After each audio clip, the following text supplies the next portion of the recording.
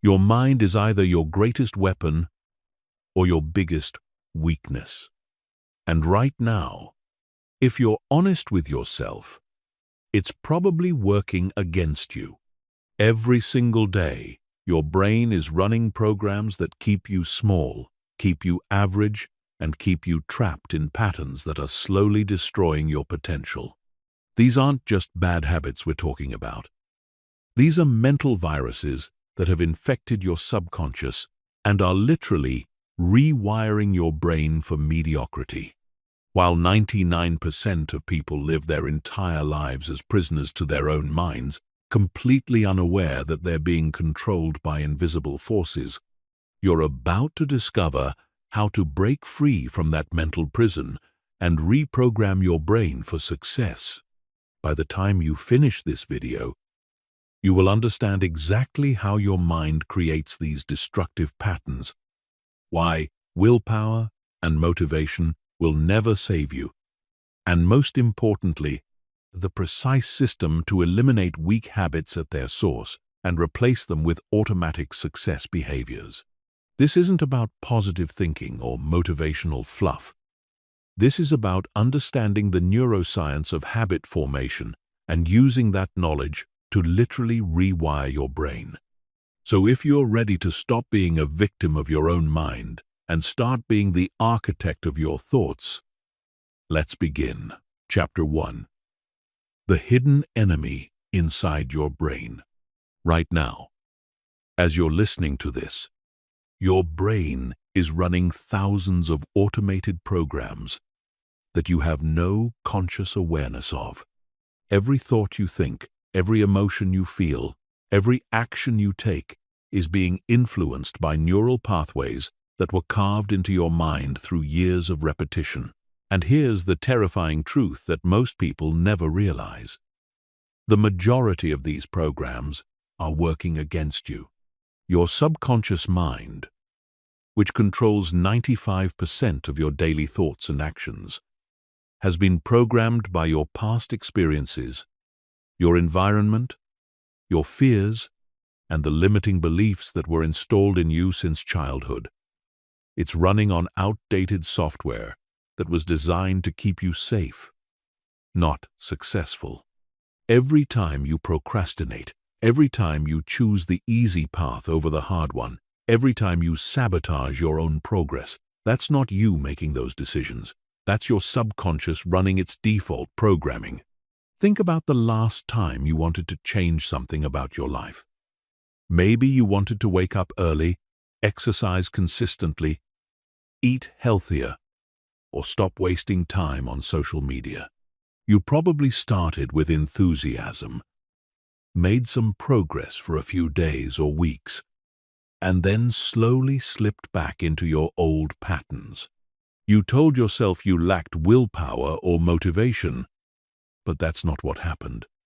What happened was your subconscious mind detected a threat to its established programming and pulled you back to your comfort zone.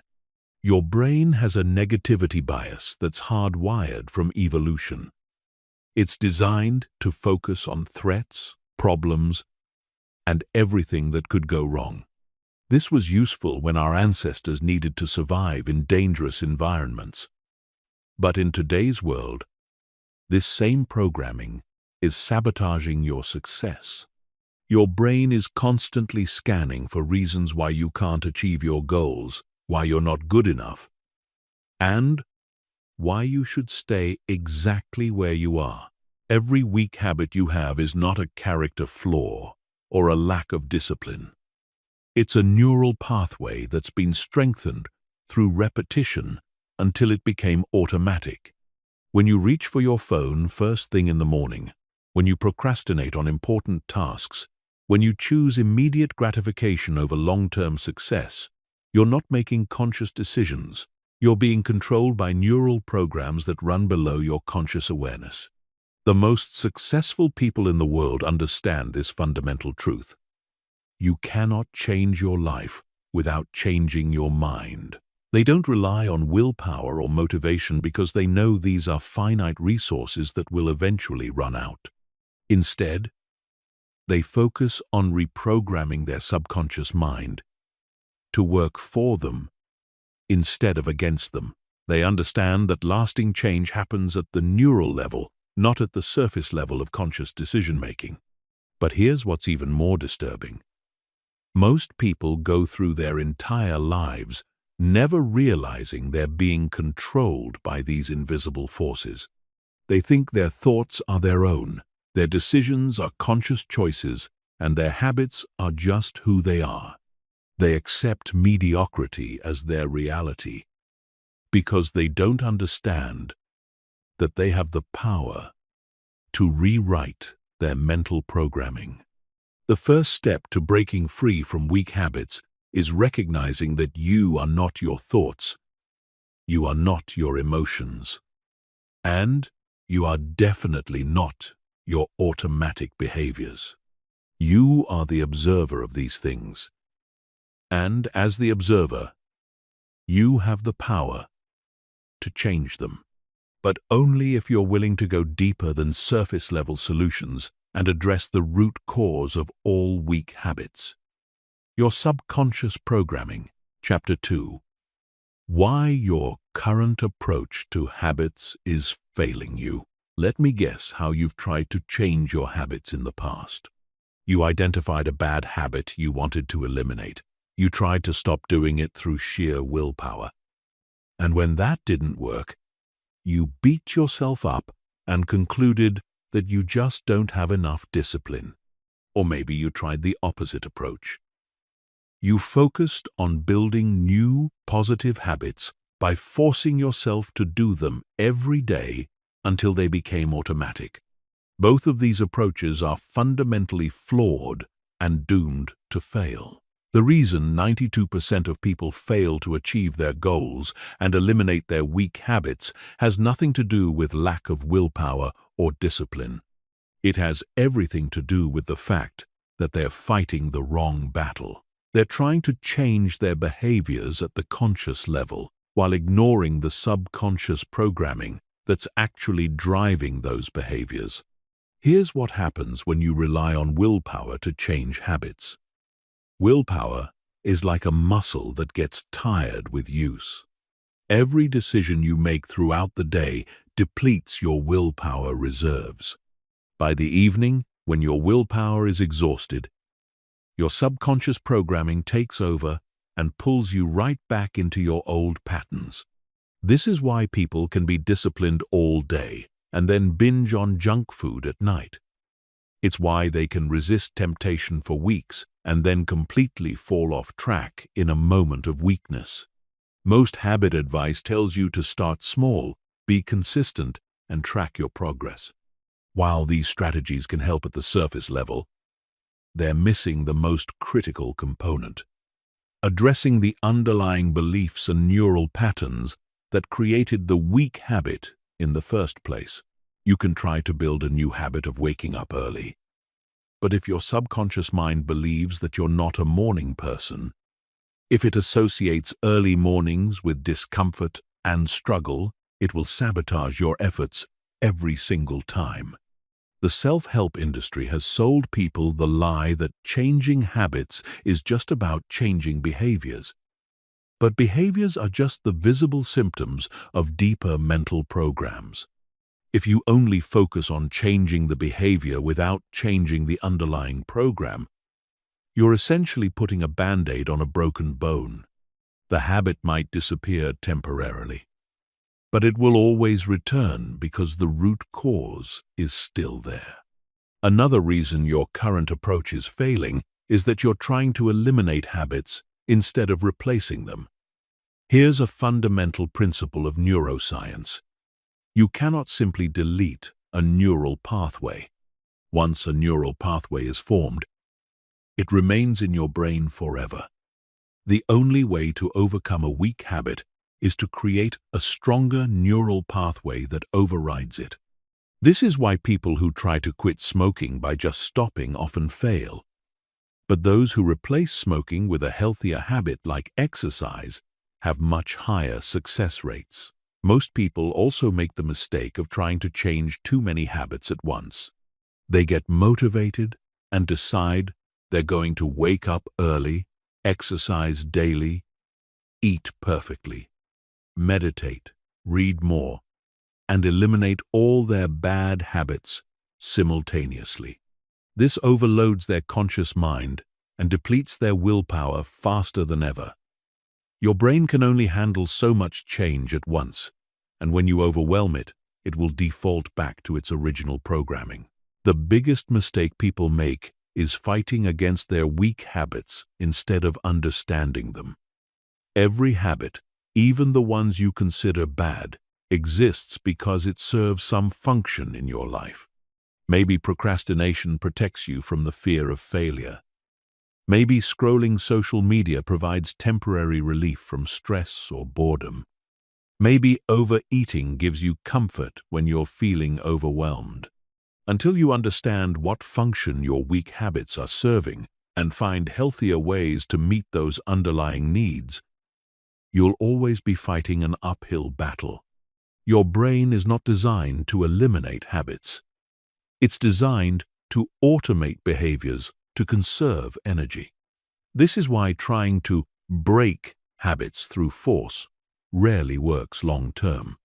Instead of fighting against your brain's natural tendencies, you need to work with them. You need to understand how habits are formed at the neurological level and use that knowledge to strategically rewire your brain. The solution isn't more discipline or stronger willpower. The solution is understanding that lasting habit change requires reprogramming your subconscious mind. And that's exactly what you're about to learn how to do. Chapter 3. The Neuroscience of Mental Slavery. How your brain keeps you trapped. Your brain is running your life on autopilot. And most of the time, that autopilot is flying you straight into mediocrity. To understand how to break free from weak habits, you need to understand exactly how your brain creates and maintains these automated behaviors that keep you trapped in patterns you consciously want to escape. Every habit begins with a neural pathway. Think of neural pathways like trails in a forest. The first time you walk through the forest, you have to push through thick brush and navigate around obstacles. It's difficult and requires conscious effort. But if you walk the same path over and over again, eventually you create a clear trail that becomes easy to follow. Your brain works the same way. Every time you repeat a behavior, you strengthen the neural pathway associated with that behavior. The scary part is that your brain doesn't differentiate between good habits and bad habits. It simply automates whatever you repeat most frequently. If you check your phone every time you feel bored, your brain will create a strong neural pathway that automatically triggers phone checking whenever boredom arises. If you procrastinate every time you face a challenging task, your brain will automate procrastination as your default response to difficulty. Here's where it gets even more disturbing. These neural pathways don't just control your behaviors, they control your thoughts and emotions too. When you've strengthened a particular pathway through repetition, it becomes your brain's preferred route. So when you encounter a trigger situation, your brain automatically sends signals down that pathway before your conscious mind even has a chance to intervene. This is why changing habits feels so difficult. You're not just fighting against a behavior. You're fighting against a deeply ingrained neural superhighway that your brain has been using for months or years. Your conscious mind might want to change, but your subconscious mind is still running the old program. And since your subconscious is much more powerful than your conscious mind, it usually wins. The basal ganglia is the part of your brain responsible for habit formation. It's constantly looking for ways to automate behaviors to save energy. Once it identifies a pattern of trigger, behavior, and reward, it locks that pattern into your brain as an automatic routine. The problem is that once this happens, the behavior becomes largely unconscious. You stop actively choosing to do it. You just do it automatically. This is why you can drive to work without consciously thinking about every turn. Why you can brush your teeth while thinking about something completely different, and why you can automatically reach for your phone without making a conscious decision to check it. Your basal ganglia has automated these behaviors to free up your conscious mind for other tasks. But here's the crucial part that most people don't understand. The basal ganglia doesn't just automate physical behaviors. It also automates thought patterns and emotional responses. If you've repeatedly responded to stress by feeling overwhelmed and helpless, your brain will automate that emotional response. If you've repeatedly told yourself that you're not good enough whenever you face a challenge, your brain will automate that thought pattern. Your brain is constantly reinforcing these automated patterns through a process called myelination. Every time you use a neural pathway, your brain wraps it in a fatty substance called myelin, which makes the signal travel faster and stronger. The more you use a pathway, the more myelinated it becomes, and the more automatic the behavior becomes. This is why breaking habits gets harder the longer you've had them. The terrifying reality is that most people are living their lives on autopilot without even realizing it. They think they're making conscious choices, but they're actually just following the same neural programs over and over again. They wake up, check their phone, feel stressed about their to-do list, procrastinate on important tasks, distract themselves with entertainment, feel guilty about their lack of productivity, and then repeat the same cycle the next day. Your subconscious mind is processing 11 million bits of information per second, while your conscious mind can only handle about 40 bits per second. This means that 99.9% of your mental processing is happening below your conscious awareness. Your subconscious is making decisions, filtering information, and directing your behavior based on programs that were installed years ago. This is why you can consciously want to change a habit while simultaneously finding yourself doing the exact opposite behavior. Your conscious mind is like a small rider trying to direct a massive elephant. The elephant represents your subconscious mind, and it's much more powerful than the rider. If the elephant wants to go in a different direction than the rider, the elephant will win every time. The good news is that neuroplasticity means your brain can form new neural pathways at any age. But here's what most people don't understand. Creating new pathways isn't enough.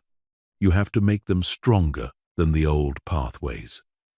This requires a strategic approach that goes far beyond just trying to repeat new behaviors. You need to understand how to accelerate the formation of new neural pathways, while simultaneously weakening the old ones. Chapter 4. The 3 Deadly Lies That Keep You Enslaved to Weak Habits. There are 3 lies that society, the self-help industry, and even well-meaning people in your life have told you about habits. These lies are not just wrong. They're actively sabotaging your ability to create lasting change. As long as you believe these lies, you will remain trapped in cycles of temporary motivation, followed by inevitable relapse back to your old patterns. The first deadly lie is that changing habits is about willpower and discipline. This lie has convinced millions of people that they're weak or lazy when they fail to maintain new habits. The truth is that willpower is like a muscle that gets fatigued with use. Every decision you make throughout the day, depletes your willpower reserves. By evening, when your willpower is exhausted, your old habits take over because they require no conscious effort. Successful people don't have more willpower than you. They have better systems. They've learned to automate their success behaviors, so they don't have to rely on willpower to do the right things. They've structured their environment and their routines so that good choices become easy and bad choices become difficult. They understand that willpower is an emergency measure, not a long-term strategy. The second deadly lie is that you can eliminate bad habits by simply stopping them. This lie ignores the fundamental reality of how your brain works. Neural pathways, once formed, never disappear. They can become dormant, but they remain in your brain forever, ready to reactivate when triggered. This is why people can break a habit for months or even years and then suddenly find themselves right back where they started. The only way to overcome a bad habit is to replace it with a good habit that satisfies the same underlying need. If you try to eliminate a habit without replacing it, you're leaving a void that your brain will eventually fill with something else, often something worse than the original habit. This is why people who quit smoking often gain weight, or why people who stop drinking often become workaholics. Every habit exists because it serves a function. Procrastination might protect you from the fear of failure. Social media scrolling might provide relief from boredom or social connection. Overeating might offer comfort during stressful times. Until you identify what function your bad habit is serving and find a healthier way to meet that need, you'll be fighting an impossible battle. The third deadly lie is that small changes are enough to create transformation. The self-help industry loves to promote the idea that tiny changes lead to massive results. While consistency is important, the reality is that significant transformation requires significant intervention. If your current habits have been reinforced for years or decades, making tiny adjustments is like trying to redirect a freight train by pushing gently on one side.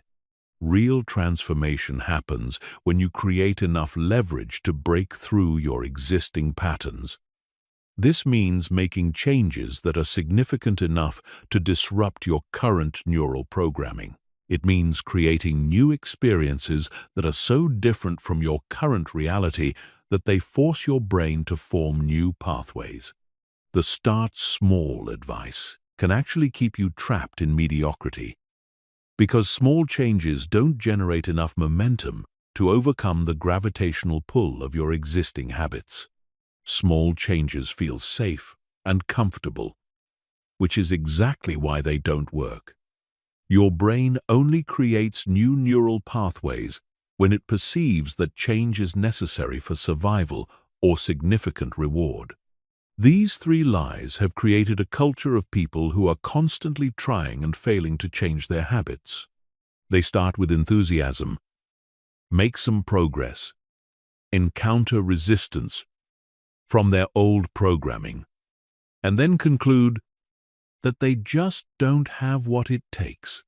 They blame themselves instead of recognizing that they've been following flawed strategies based on fundamental misunderstandings about how the brain works. The truth is that changing habits is not about being stronger or more disciplined. It's about being smarter. It's about understanding the science of behavior change and using that knowledge to work with your brain instead of against it. It's about recognizing that your current habits are not character flaws. They're simply neural programs that can be updated with the right approach. Breaking free from these lies is the first step toward real transformation.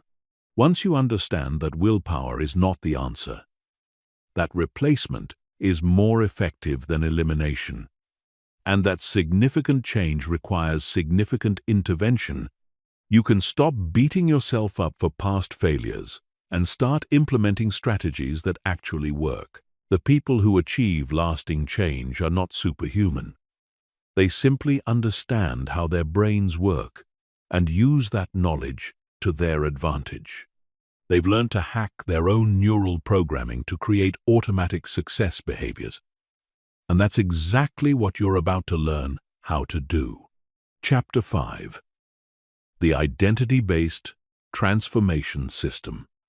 Becoming someone who doesn't have weak habits. Every habit you have is a reflection of your identity. The reason you have certain habits is not because you lack willpower or discipline. It's because those habits are consistent with how you see yourself. If you see yourself as someone who is disorganized, you'll have habits that reinforce disorganization. If you see yourself as someone who lacks self-control, you'll have habits that reinforce that belief. Your habits are simply the external expression of your internal identity. This is why most people fail to change their habits long-term. They try to change their behaviors without changing their identity. They want to exercise regularly while still seeing themselves as a lazy person. They want to eat healthy while still identifying as someone who has no willpower around food. They want to be productive while still believing they're a procrastinator by nature. Your brain is designed to keep your behaviors consistent with your identity. When your actions don't match your identity, you experience psychological tension called cognitive dissonance. Your brain will always resolve this tension by pulling you back to behaviors that match your self-concept. This is why temporary motivation and willpower approaches always fail eventually. They're fighting against your fundamental sense of who you are. The most powerful way to change your habits is to change your identity first. Instead of trying to act like a different person, you need to actually become a different person at the identity level. This isn't about fake it till you make it positive thinking.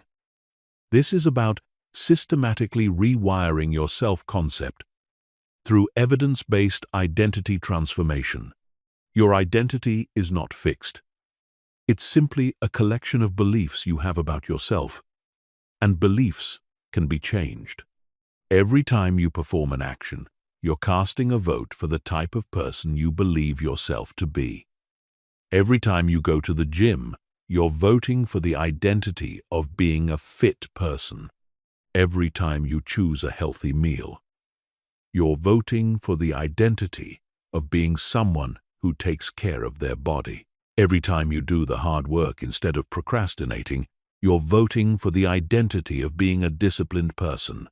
The key is to start with small actions that are consistent with your desired identity and gradually increase the evidence until your brain accepts this new identity as true.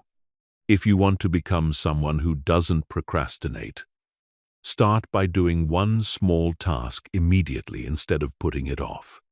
If you want to become someone who is organized, start by making your bed every morning. These actions might seem insignificant, but they're actually powerful identity-shifting tools. Most people approach habits backwards.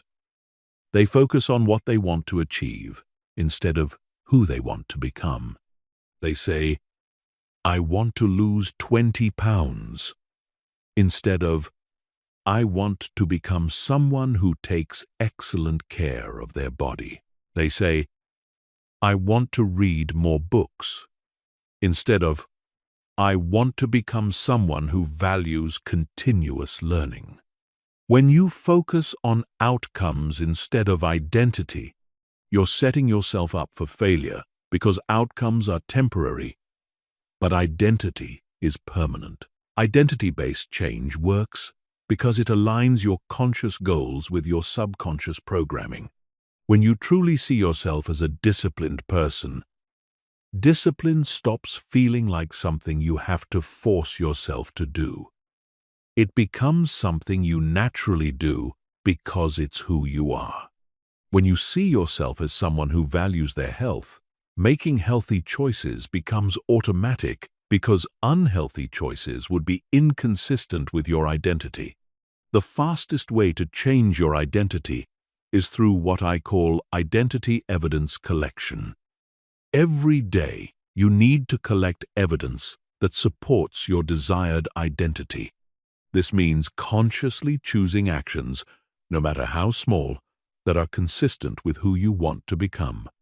Every piece of evidence strengthens the neural pathways associated with your new identity and weakens the pathways associated with your old identity. Your brain is constantly looking for evidence to confirm your beliefs about yourself.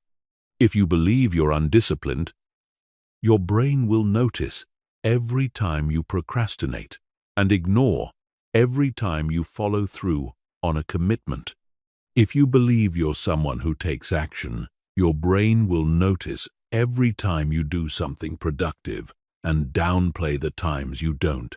This is why it's crucial to deliberately collect evidence of your desired identity.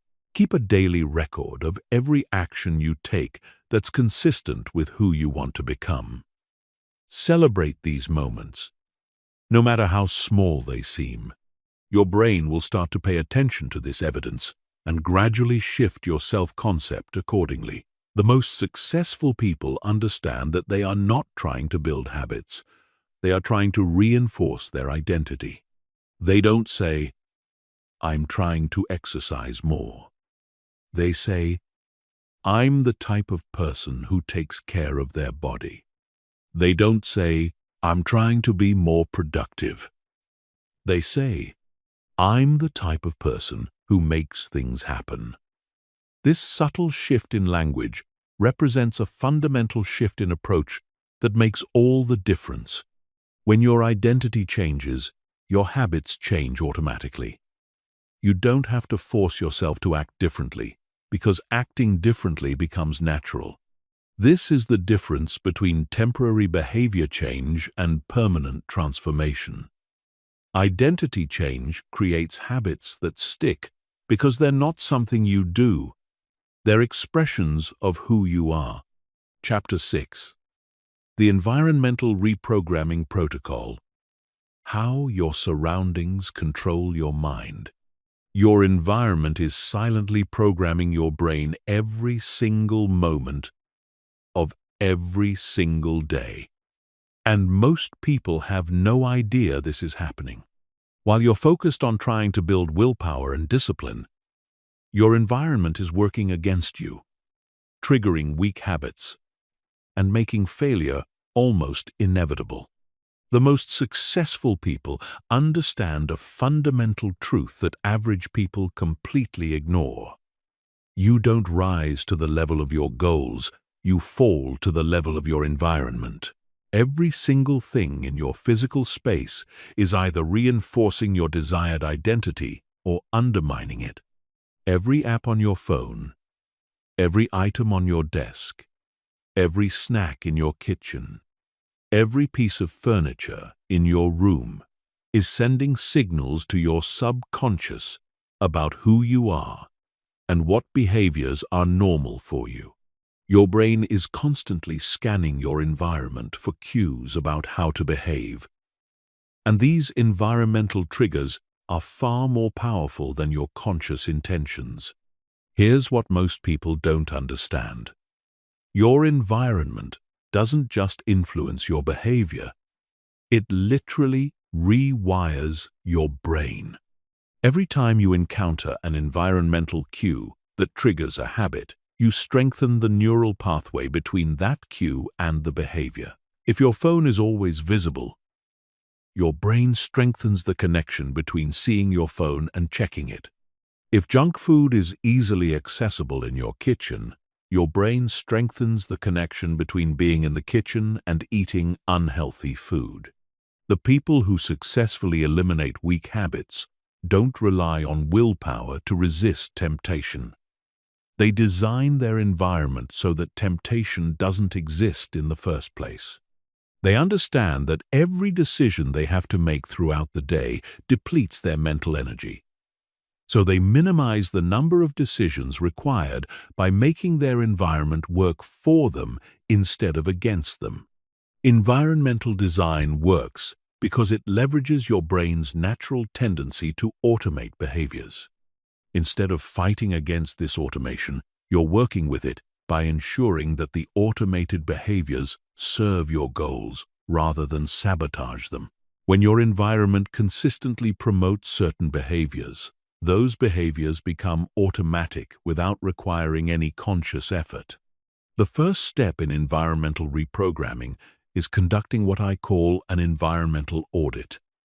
You need to systematically examine every aspect of your physical space and identify all the cues that are triggering weak habits. Look at your bedroom, your workspace, your kitchen, your car, and your phone. What behaviors are these environments encouraging? What habits are they making easier?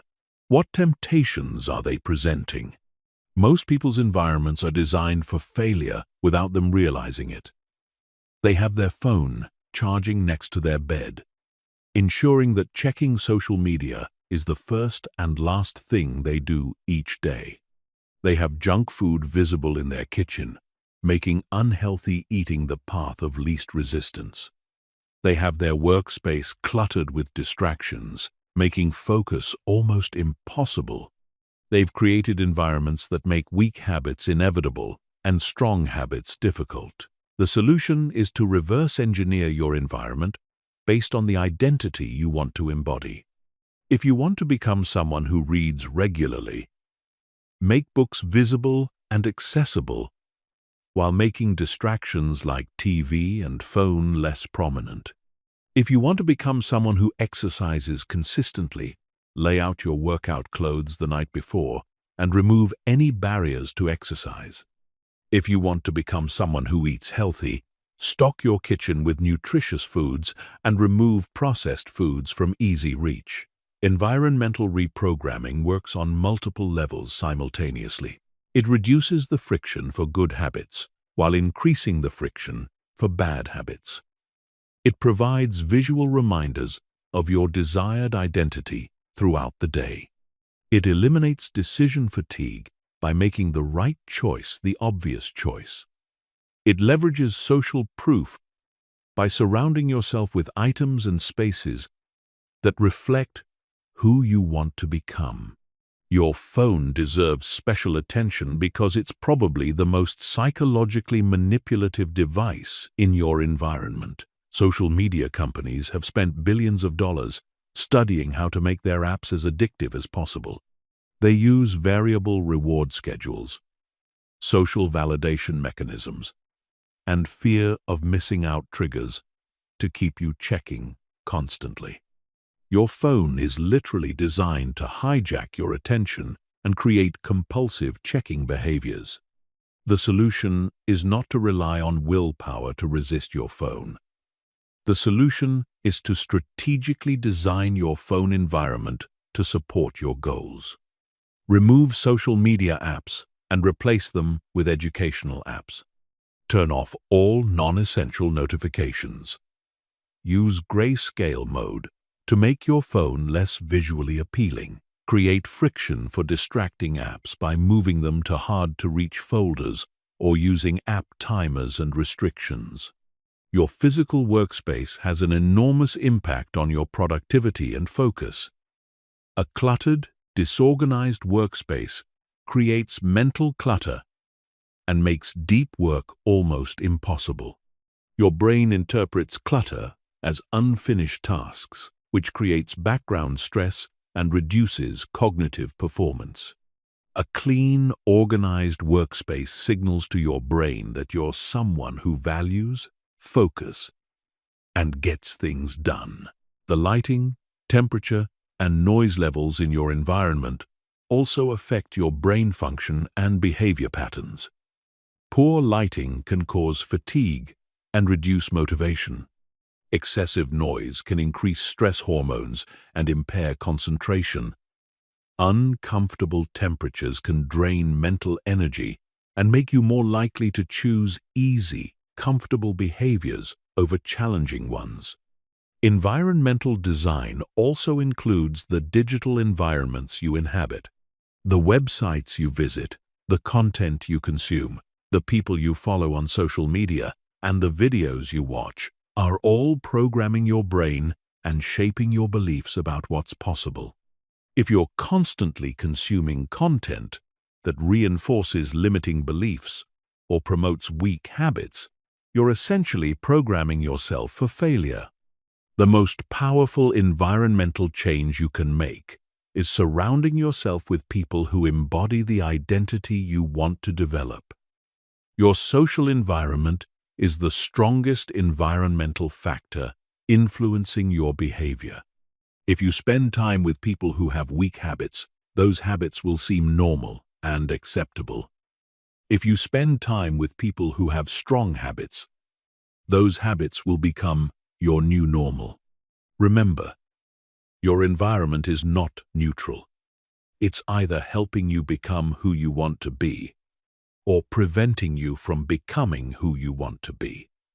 There is no middle ground. Every environmental cue is either a vote for your desired identity or a vote against it.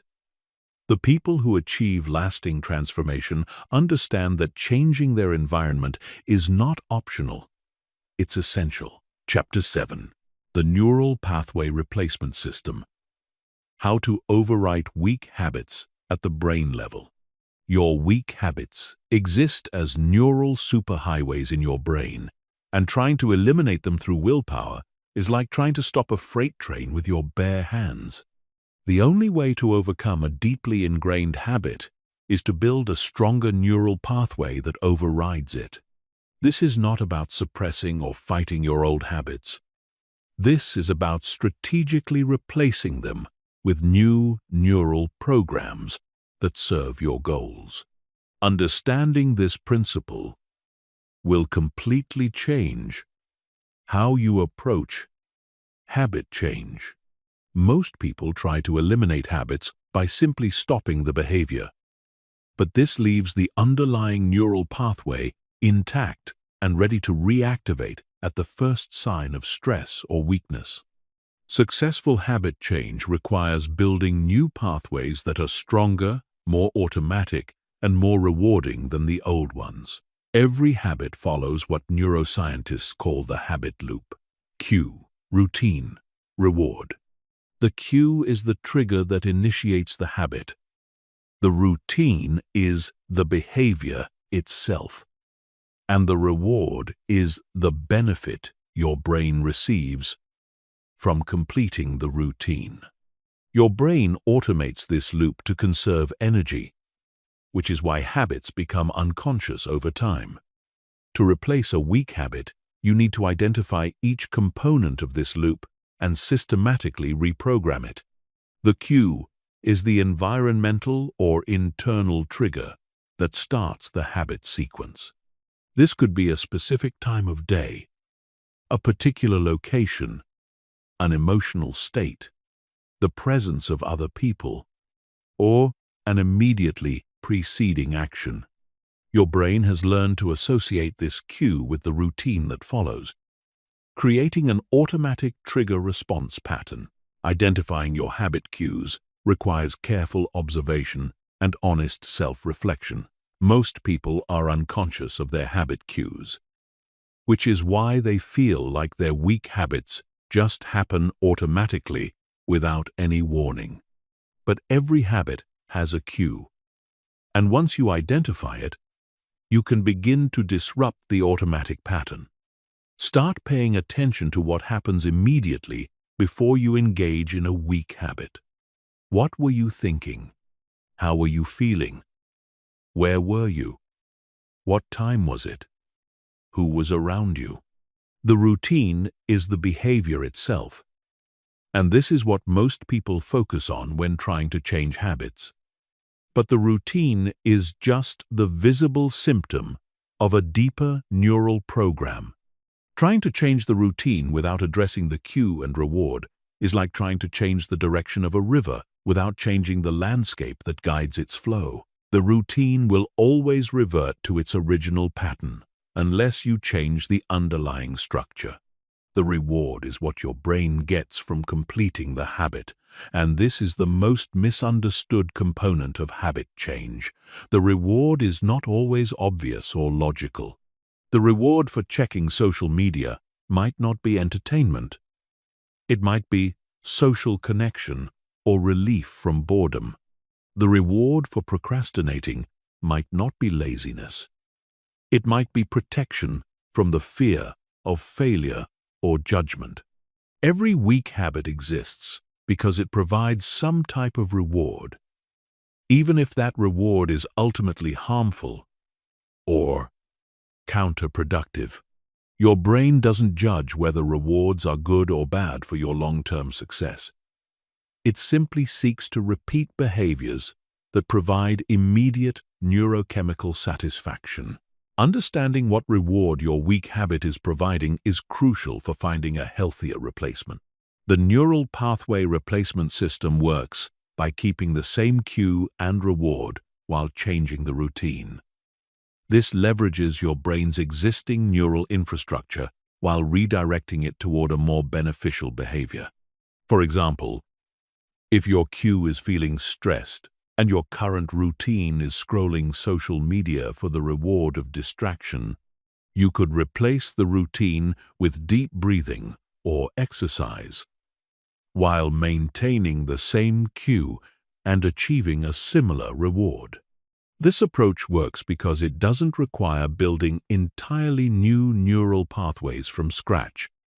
Instead, it modifies existing pathways, which is much faster and more sustainable. Your brain already knows when to look for the reward, so you're simply teaching it a new way to obtain that reward. Implementation requires systematic experimentation. You need to test different replacement routines to find one that provides a similar reward to your weak habit.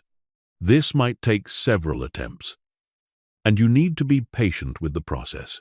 Your brain will naturally resist change and try to revert to the familiar routine, especially during the first few weeks when the new pathway is still weak.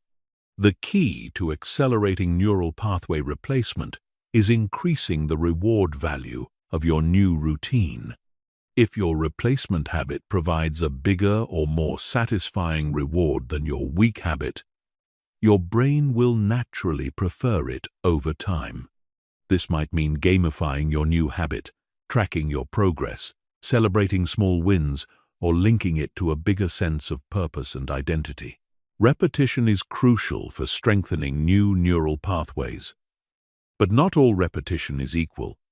Focused, intentional repetition is much more effective than mindless repetition. Every time you consciously choose your new routine instead of your old one, especially during moments when you feel the urge for your weak habit, you're powerfully strengthening the new pathway. The most important factor in pathway replacement is consistency during the formation period. Research shows that it takes an average of 66 days to form a new automatic habit, but this can vary significantly depending on the complexity of the behavior and the strength of the existing pathway you're trying to replace. During this critical formation period, any return to the old habit weakens your new pathway and extends the time required for automation. Environmental modification dramatically accelerates neural pathway replacement. By changing the environmental cues that trigger your weak habits, you reduce the activation of old pathways while promoting the activation of new ones. This is why it's often easier to build new habits in new environments rather than trying to change existing habits in the same environment where they were formed.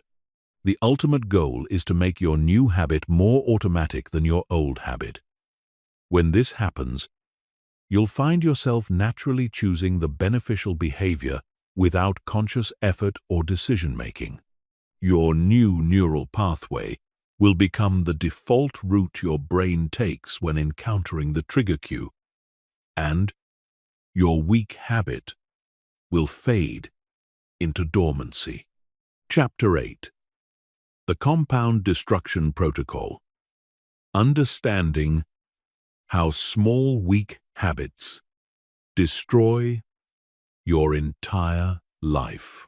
While you're focused on the obvious big problems in your life, small, weak habits are silently compounding in the background, creating massive destruction that you won't see until it's too late.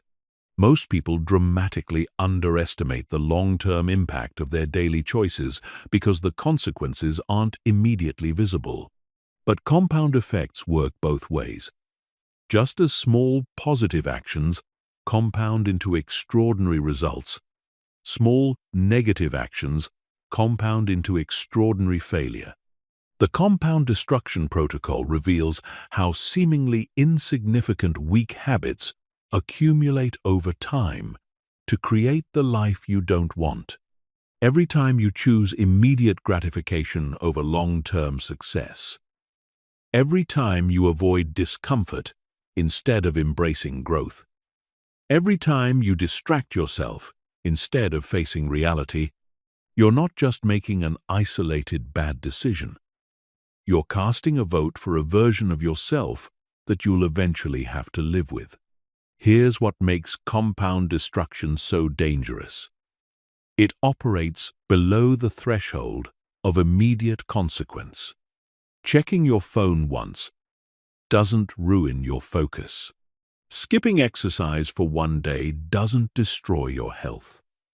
Procrastinating on one important task doesn't derail your career. But these seemingly harmless choices create neural patterns that become increasingly automatic and destructive over time. Your brain doesn't evaluate the long-term consequences of your daily choices. It only responds to immediate feedback. This evolutionary programming worked in ancestral environments where most consequences were immediate and obvious. But in today's world, the most important consequences are delayed and invisible. Your brain's short-term focus becomes your biggest enemy in a world where success requires long-term thinking. Consider the true cost of common weak habits over time. Spending just 30 minutes per day on mindless social media scrolling equals 182 hours per year, or more than 4 full work weeks of lost time. Over a decade, that's nearly a full year of your life consumed by meaningless content. And that's just the time cost, not including the attention residue, mood impacts, and cognitive fragmentation that carry over into other activities. The procrastination habit compounds into far more than just delayed tasks. Every time you procrastinate, you're training your brain that discomfort is to be avoided rather than embraced. You're strengthening neural pathways associated with avoidance and weakness, while weakening pathways associated with discipline and growth. Over time, this programming spreads beyond specific tasks to become a general approach to life where you consistently choose comfort over challenge. Weak habits compound because they reinforce limiting beliefs about yourself. Every time you give in to a weak habit, you're providing evidence to your subconscious that you lack discipline, that you can't be trusted to follow through on commitments, and that you're the type of person who chooses short-term pleasure over long-term success. These beliefs then influence future decisions, creating a downward spiral of increasingly self-defeating behavior.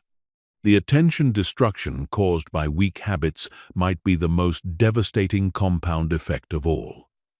In a world where focus is the ultimate competitive advantage, habits that fragment your attention are career killers.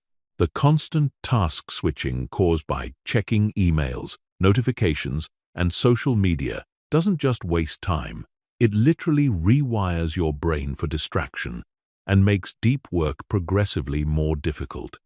Research shows that it takes an average of 23 minutes to fully refocus after an interruption. If you check your phone 10 times during a workday, you're ensuring that you never achieve the deep focus required for high-level thinking and problem-solving. Over time, your brain loses the ability to sustain attention on challenging tasks, making you increasingly dependent on external stimulation and instant gratification. Weak habits also compound through what psychologists call ego depletion.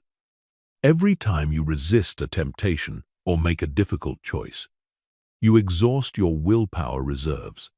But weak habits force you to resist the same temptations over and over again, constantly draining your mental energy and leaving you with less capacity for important decisions and creative work. The social compound effects of weak habits are equally devastating. Other people unconsciously mirror the behaviors they observe. So your weak habits influence the people around you to develop similar patterns. If you're constantly distracted by your phone, the people you spend time with will become more distracted. If you consistently choose comfort over challenge, you'll attract and encourage similar attitudes in others. Weak habits compound financially through what economists call opportunity cost. Every hour you spend on weak habits is an hour you could have spent developing valuable skills, building relationships, creating value, or improving your health. The money you don't earn, save, or invest because of weak habits compounds over time into massive differences in wealth and financial security. Your health is perhaps the most dramatic example of compound destruction. Poor eating habits, sedentary behavior, inadequate sleep, and chronic stress might not kill you tomorrow, but they're systematically breaking down your body's systems in ways that will dramatically impact your quality of life decades from now. The energy, vitality, and mental clarity you lose to weak habits compounds into a completely different life trajectory. The emotional compound effects are equally devastating.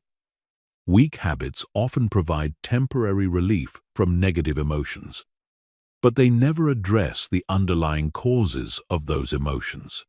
Over time, this avoidance strategy trains your brain to be increasingly intolerant of discomfort and less capable of emotional regulation.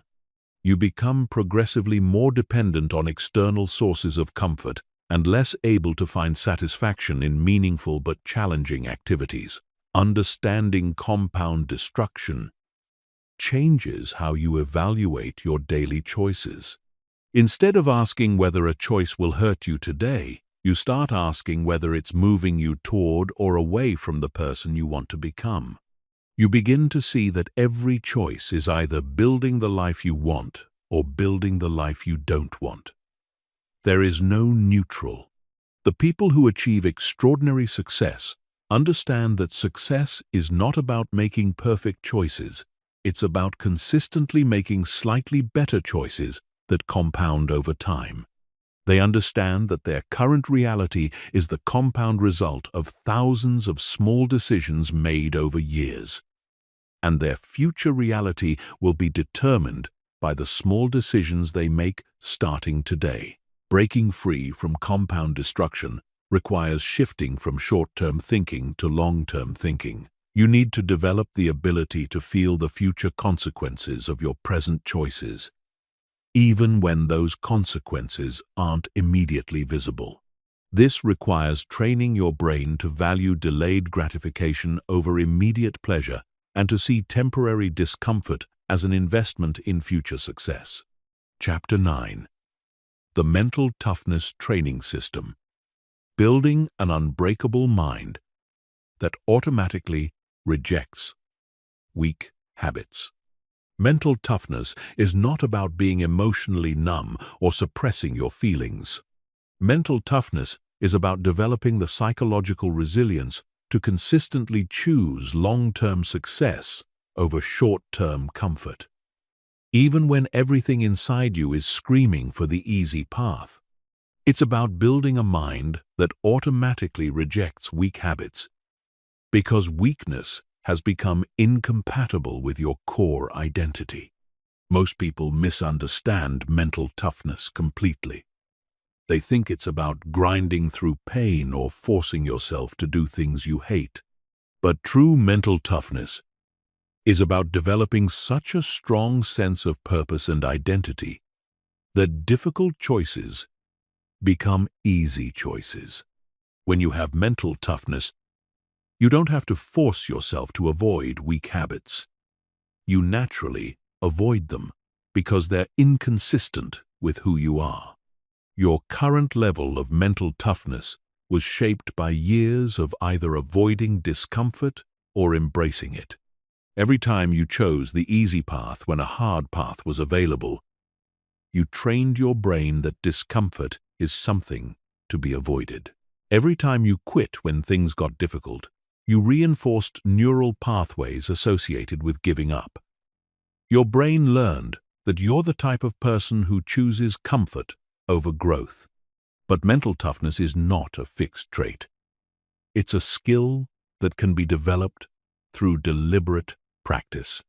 Just like physical strength is built by progressively challenging your muscles, mental strength is built by progressively challenging your psychological comfort zone. Every time you choose discomfort over comfort, you're building mental muscle that makes future difficult choices easier. The foundation of mental toughness is learning to reframe your relationship with discomfort. Most people see discomfort as a signal that something is wrong and needs to be avoided. Mentally tough people see discomfort as a signal that growth is happening and needs to be embraced.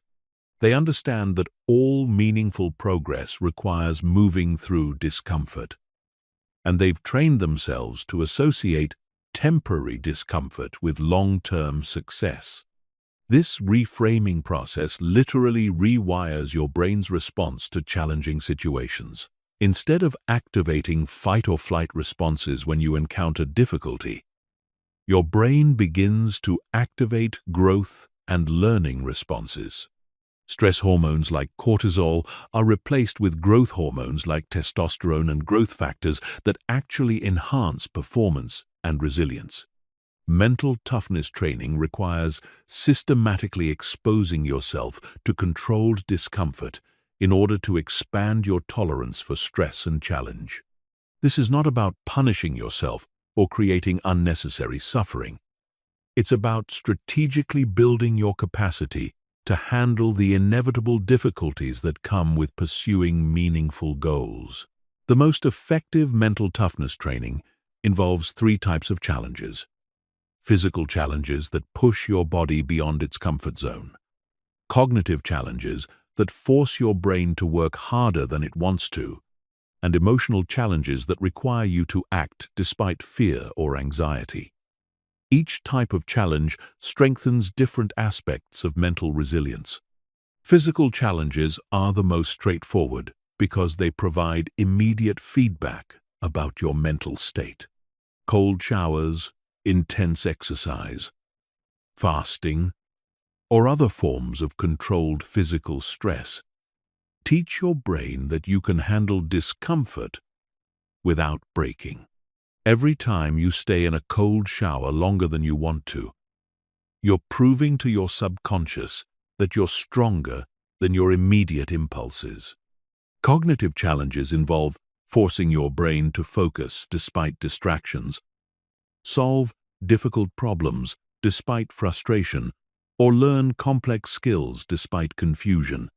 Reading challenging books, solving complex puzzles, learning new languages, or mastering difficult skills all build cognitive resilience. Your brain learns that temporary confusion and struggle are normal parts of growth rather than signals to quit. Emotional challenges require acting according to your values despite fear, anxiety, or social pressure.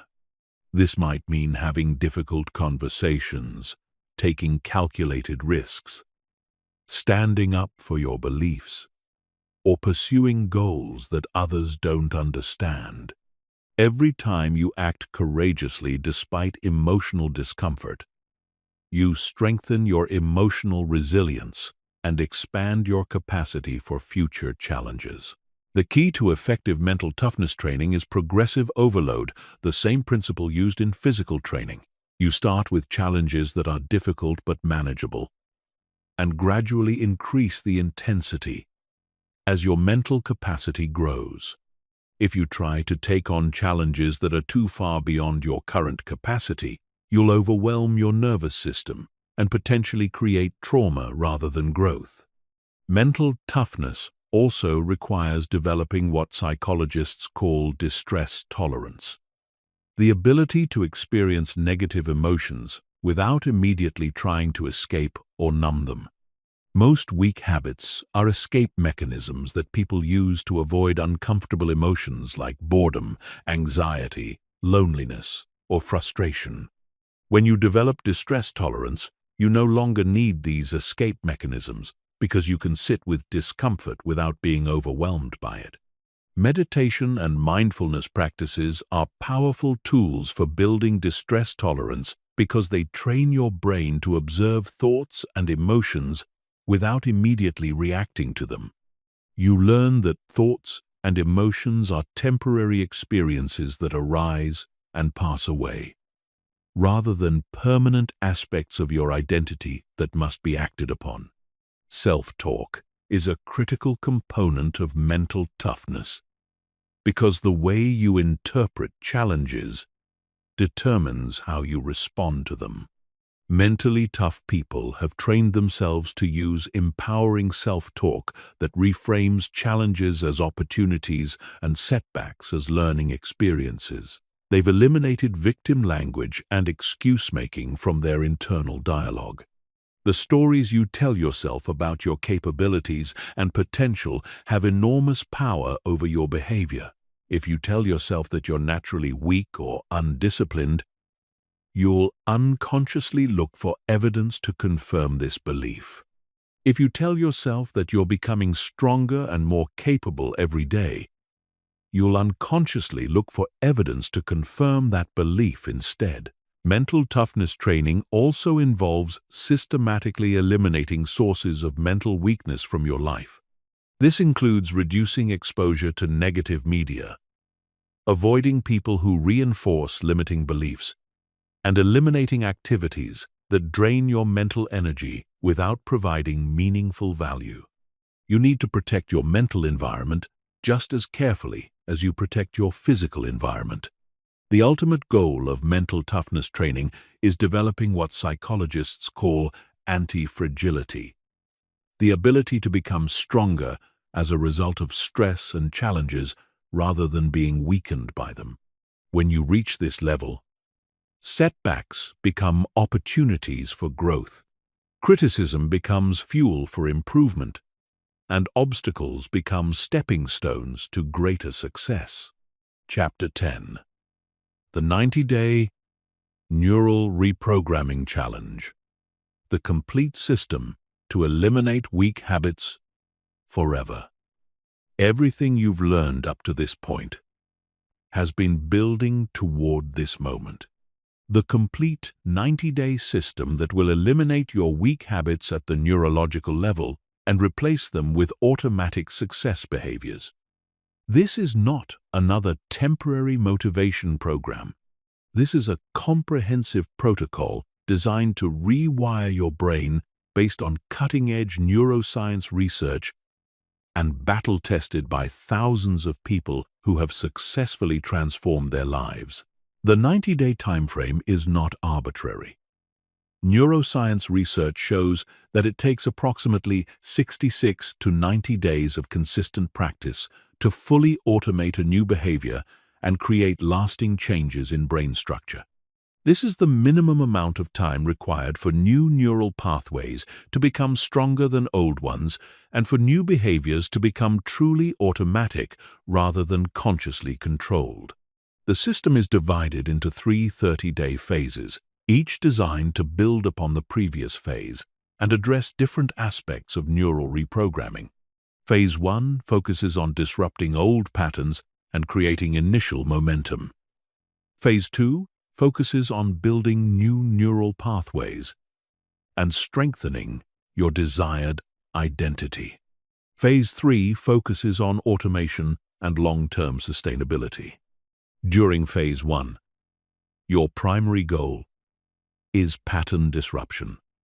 You're going to systematically identify and interrupt the automatic habit loops that have been controlling your behavior. This phase requires the most conscious effort and willpower because you're fighting against deeply ingrained patterns. But it becomes progressively easier as you weaken old neural pathways and begin building new ones. Start by selecting one primary weak habit to eliminate and one primary strong habit to install. Trying to change multiple habits simultaneously will overwhelm your nervous system and reduce your chances of success. Choose the weak habit that is having the biggest negative impact on your life, and the strong habit that will have the biggest positive impact. Everything else can wait until these habits are fully automated. Document everything during Phase 1. Keep a detailed habit journal that tracks your triggers, emotions, circumstances, and responses every time you engage in either your weak habit or your strong habit. This data collection serves multiple purposes. It increases your awareness of unconscious patterns, provides evidence of your progress, and helps you identify the specific environmental and emotional triggers that need to be addressed. Environmental modification is crucial during Phase 1. You need to systematically remove or modify every environmental cue that triggers your weak habit, while adding environmental cues that support your strong habit. This might mean rearranging your physical space, changing your routine, avoiding certain locations or people, or modifying your digital environment. The identity shift begins immediately in Phase 1. Start using language that reflects your desired identity rather than your current reality. Instead of saying, "I'm trying to quit," use, "I'm not someone who does this anymore." Instead of saying, "I'm working on being more disciplined," use, "I'm a disciplined person." Your subconscious mind pays attention to the language you use and begins to adjust your behavior to match your self-description. Phase 2 is about building and strengthening new neural pathways through deliberate practice and repetition. By this point, you should have significantly weakened your old habit patterns and begun to establish new ones. Now you're going to accelerate the formation of new pathways through strategic repetition and reward optimization. Stack your new habit with existing strong habits to leverage neural infrastructure that's already automated. If you want to build a reading habit, attach it to your existing coffee routine. If you want to build an exercise habit, attach it to your existing morning routine. This technique, called habit stacking, makes new behaviors easier to remember and implement. Increase the reward value of your new habit through celebration and tracking. Every time you successfully choose your strong habit over your weak habit, consciously acknowledge this success and feel proud of your progress. Your brain needs to associate your new behavior with positive emotions in order to prefer it over your old behavior. Implement accountability systems during Phase 2. Share your goal with someone you respect. Join a community of people working on similar changes, or hire a coach who will hold you accountable for your commitment. External accountability provides additional motivation when your internal motivation wavers and helps you maintain consistency during challenging periods. Phase 3 is about automation and long-term sustainability. By this point, your new habit should feel increasingly natural and your old habit should feel increasingly foreign. Your goal is to make your new behavior so automatic that it requires no conscious effort or decision-making. Test your automation by introducing controlled stress and challenges. Habits that only work when conditions are perfect are not truly automated. Your new behaviors need to be resilient enough to survive difficult days, stressful periods, and unexpected circumstances. Deliberately create challenging conditions to strengthen your new neural pathways under pressure. Plan for potential relapses and develop recovery protocols. Even with perfect execution, you may occasionally slip back into old patterns, especially during periods of high stress or major life changes. Having a predetermined plan for quickly returning to your new habits prevents temporary setbacks from becoming permanent reversals. Expand your success to additional habits only after your primary habit is fully automated. Once your new behavior requires no conscious effort and feels completely natural, you can begin working on the next most important habit change. This sequential approach is much more effective than trying to change everything at once. The 90-day challenge requires complete commitment and consistency. Missing even a single day during the formation period significantly extends the time required for automation and increases the likelihood of failure. Your brain needs constant reinforcement to build new pathways stronger than old ones. Success metrics should focus on consistency rather than perfection. You're not trying to perform your new habit perfectly. You're trying to perform it consistently enough to create automation. Track your consistency percentage and celebrate maintaining streaks rather than focusing on how well you executed the habit on any given day. The compound effects become visible around day 60 when your new neural pathways are strong enough to feel natural and your old pathways are weak enough to feel foreign. This is when the transformation shifts from effortful to effortless, from conscious choice to automatic behavior. By day 90, your new habit should feel like an essential part of who you are, rather than something you have to remember to do. Chapter 11. Advanced Neuroplasticity Hacking. The elite-level techniques most people never discover. You now understand the fundamentals of neural reprogramming. But if you want to accelerate your transformation beyond what 99% of people achieve, you need to implement advanced neuroplasticity techniques that most people never discover. These are the cutting-edge strategies used by elite performers who need to rewire their brains faster and more completely than the average person. The first advanced technique is neural priming, which involves strategically preparing your brain for new habit formation before you even attempt the behavior. Your brain's neuroplasticity is not constant throughout the day. It fluctuates based on your mental state, hormone levels, and recent activities. By understanding these fluctuations, you can time your habit practice during periods of maximum brain adaptability. Research shows that neuroplasticity is highest immediately after physical exercise, during the first hour after waking, and during periods of novel learning. Your brain releases brain-derived neurotrophic factor during these times, which acts like fertilizer for new neural pathway formation. Elite habit builders schedule their most important habit practice during these windows of enhanced neuroplasticity. The second advanced technique is sensory stacking, which involves engaging multiple senses during habit practice to create stronger and more durable neural pathways.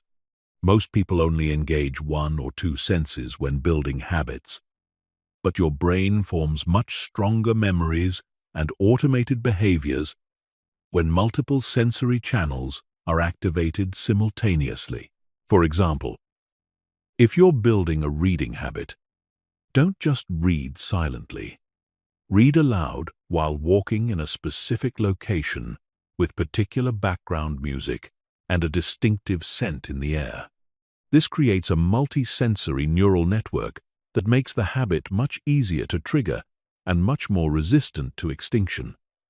Your brain literally has multiple pathways to access the same behavior pattern.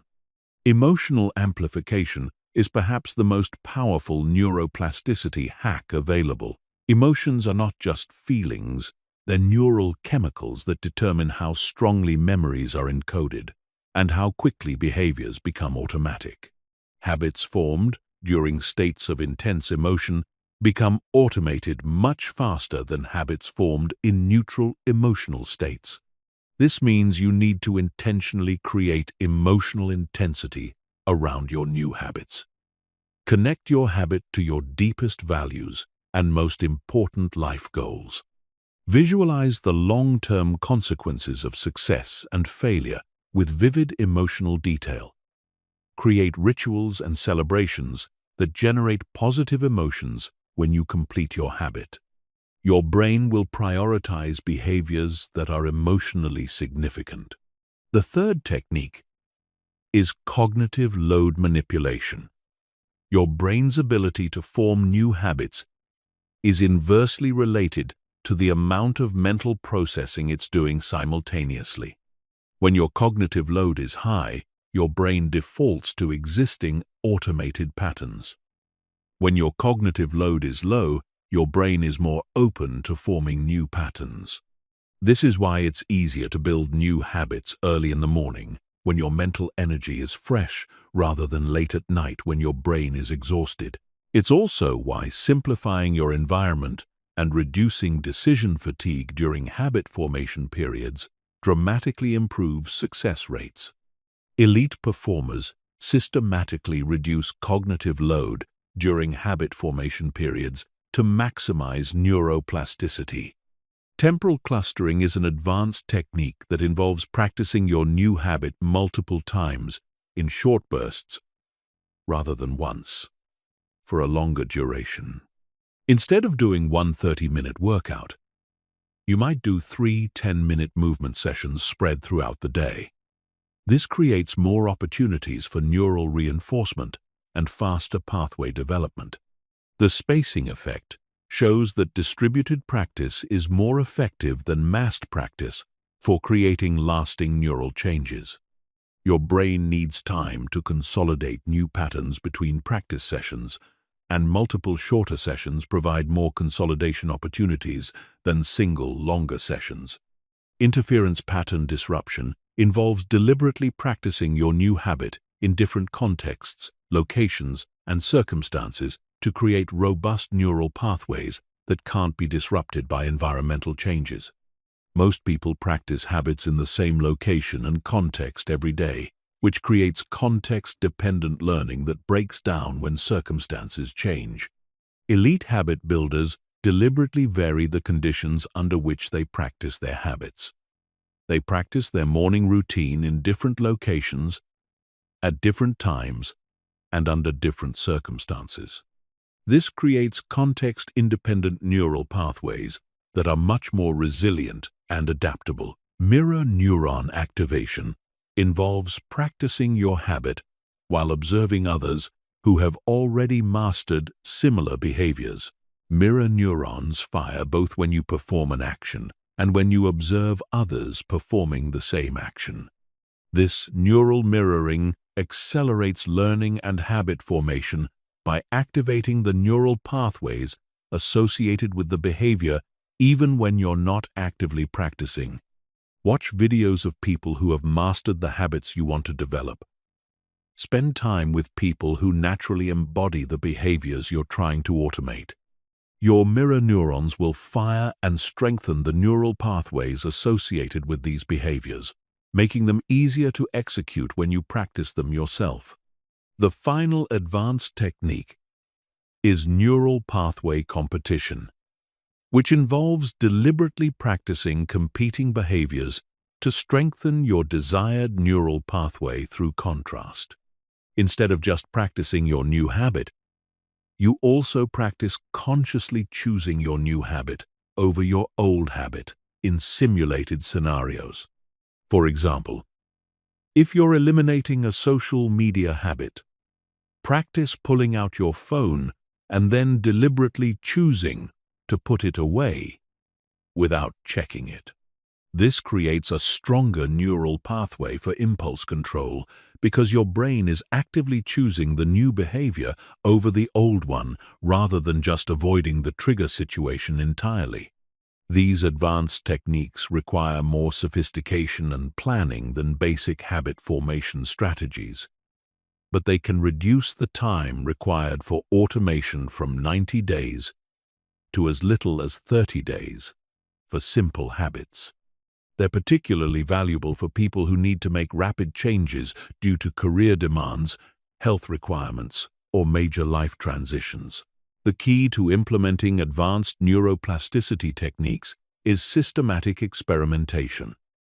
Try different combinations of techniques to find what works best for your brain and lifestyle. Track your progress carefully and adjust your approach based on results rather than assumptions.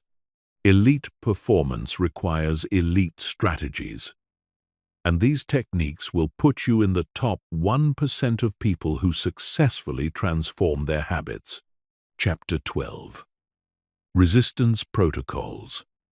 How to overcome the mental warfare. Your brain will wage against change. Your brain will fight against your attempts to eliminate weak habits with the intensity of a cornered animal fighting for survival. This resistance is not a character flaw or lack of motivation. It's a predictable neurobiological response that you can anticipate, understand, and systematically overcome. The people who successfully transform their habits are not the ones who experience less resistance. They're the ones who have developed protocols for navigating resistance when it inevitably appears. Your brain's resistance to change serves an evolutionary purpose. It protected your ancestors from dangerous behaviors that could threaten survival. In a world where most changes were potentially life-threatening, resistance to change was a valuable survival mechanism. But in today's world, this same mechanism prevents you from making beneficial changes that could dramatically improve your life. The resistance will manifest in multiple forms, and you need to be prepared for all of them.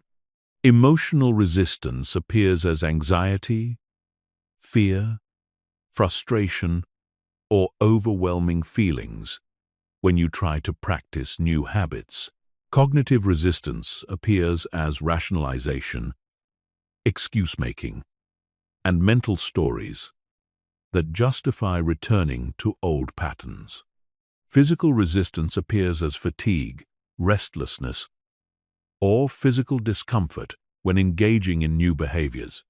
The most dangerous form of resistance is what I call the extinction burst.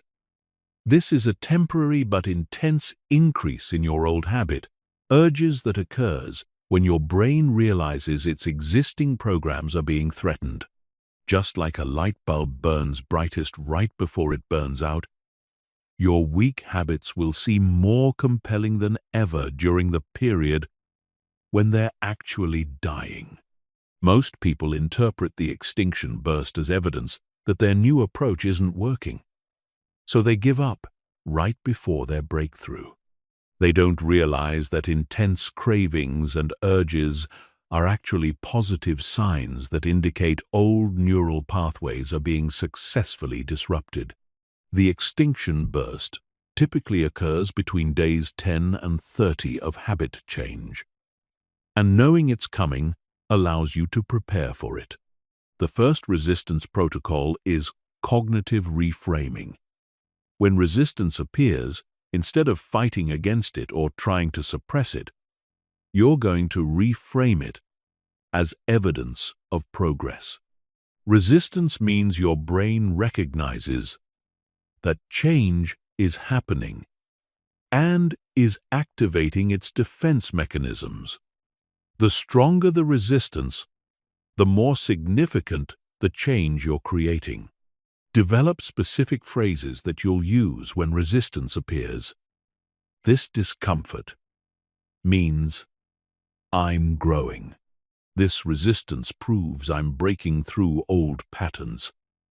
My brain is fighting change because change is actually happening. These reframes shift your relationship with resistance from enemy to ally. The second protocol is the 10-minute rule. When you feel overwhelming resistance to your new habit, commit to doing it for just 10 minutes. This reduces the psychological barrier by making the commitment feel manageable, and it often generates enough momentum to continue beyond the minimum time. Your brain's resistance is usually strongest at the moment of initiation, not during the activity itself. Most resistance is anticipatory, meaning it's worse in your imagination than in reality. Once you start the behavior, the resistance often diminishes significantly. The 10-minute rule exploits this psychological phenomenon by getting you past the initiation barrier, where most resistance occurs. The third protocol is environmental manipulation during resistance periods. When you're experiencing strong urges for your old habit, immediately change your physical environment. Go to a different room, leave your current location, or engage in a completely different activity. This disrupts the environmental cues that are triggering the urges and gives your conscious mind time to regain control. Your brain associates certain environments with certain behaviors, so changing your environment weakens the automatic activation of old habit patterns. This technique is particularly effective during the extinction burst period, when urges are strongest. The urge surfing technique treats resistance like a wave that builds up, peaks, and then, naturally, subsides. Instead of fighting against the urge or immediately giving in to it, you observe it with detached curiosity. Notice how the urge feels in your body, how it changes over time, and how it eventually passes without any action on your part. Research shows that most urges last between 3 and 15 minutes if you don't act on them. By learning to surf these urges, rather than being knocked over by them, you prove to your brain that you can experience the urge without being controlled by it. This gradually weakens the power of the urge and strengthens your sense of self-control. The accountability activation protocol involves immediately contacting your accountability partner or support system when resistance becomes overwhelming. This external support provides perspective, encouragement, and often practical strategies for working through the difficult moment. The simple act of verbalizing your struggle to another person often reduces its emotional intensity. Social support is particularly powerful during resistance periods because your brain is wired to seek safety in connection with others. When you're struggling alone, your brain interprets this as danger and activates stress responses that make resistance stronger. When you're connected to supportive others, your brain relaxes and becomes more open to change. The pre-commitment strategy involves making decisions about how you'll handle resistance before the resistance appears. When your willpower is strong and your thinking is clear, you decide exactly what you'll do when resistance shows up. This removes decision-making from moments when your judgment is compromised by emotional intensity. Write down specific action steps you'll take when you feel like giving up. Create if-then plans that automatically trigger helpful responses. If I feel like checking social media, then I will do 10 push-ups instead. These predetermined responses bypass the need for willpower in the moment, because the decision has already been made. The final resistance protocol is strategic retreat and re-engagement. Sometimes the resistance is so overwhelming that pushing through would create trauma or burnout rather than progress. In these cases, it's better to strategically retreat, regroup, and re-engage when you're in a better state. This is not the same as quitting or giving up. Strategic retreat involves taking a planned break to restore your mental resources, adjusting your approach based on what you've learned, and then re-engaging with a modified strategy. Elite performers know when to push through resistance and when to step back and recalibrate. Remember that resistance is temporary, but the neural changes you're creating are permanent. Every time you successfully navigate resistance without reverting to old patterns, you strengthen your new neural pathways and weaken old ones. Resistance doesn't mean you're failing. It means you're succeeding so effectively that your brain feels threatened by the change. Chapter 13. Social Environment Optimization. How to use others to accelerate your transformation. Your social environment is the most powerful force shaping your habits, yet most people completely ignore its impact when trying to create change. The people you spend time with, the conversations you have, and the social contexts you participate in are constantly programming your brain for either success or mediocrity. If you want to eliminate weak habits permanently, you must strategically optimize your social environment to support your transformation. Human beings are fundamentally social creatures, and your brain is wired to mirror the behaviors, attitudes, and habits of the people around you. This phenomenon, called social contagion, happens automatically below your conscious awareness. When you spend time with people who have certain habits, your brain begins to adopt similar neural patterns through mirror neuron activation and social learning mechanisms. Research shows that you're 50% more likely to become obese if your close friends are obese, 70% more likely to develop drinking problems if your social circle drinks heavily, and 25% more likely to experience happiness if your friends are happy. Your habits don't exist in isolation. They're constantly influenced by the social ecosystem you participate in. This means that trying to change your habits while maintaining the same social environment is like trying to swim upstream. Your social environment creates a gravitational pull towards certain behaviors, and if that pull is opposing your desired changes, you'll be fighting an uphill battle that exhausts your willpower and ultimately leads to failure. The first step in social environment optimization is conducting a social audit. List the people you spend the most time with and honestly evaluate whether each relationship supports or undermines your desired transformation. Consider not just their obvious habits, but their attitudes toward discipline, growth, success, and personal responsibility. Some relationships will clearly support your goals. Others will clearly undermine them, and many will be neutral or mixed. The relationships that clearly undermine your goals require immediate attention because they're actively sabotaging your transformation, even if the people involved have good intentions. You don't necessarily need to end relationships with people who have weak habits, but you do need to modify how you interact with them. This might mean spending less time with them, avoiding certain activities or contexts where weak habits are encouraged, or being more intentional about the topics you discuss and the activities you engage in together. The second step is strategically seeking out people who already embody the habits and identity you want to develop. If you want to become someone who exercises regularly, spend time with people who are passionate about fitness.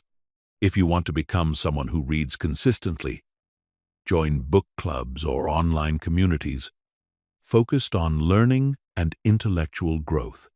These relationships provide multiple benefits for habit formation. They normalize the behaviors you want to adopt, making them seem natural and achievable rather than difficult or unusual. They provide social proof that your desired changes are possible and worthwhile. They offer practical knowledge and strategies from people who have already succeeded. They create accountability and encouragement during challenging periods. Online communities can be just as powerful as in-person relationships for habit formation, especially if you can't find local people who share your goals. Join forums, social media groups, or online programs focused on the specific changes you want to make.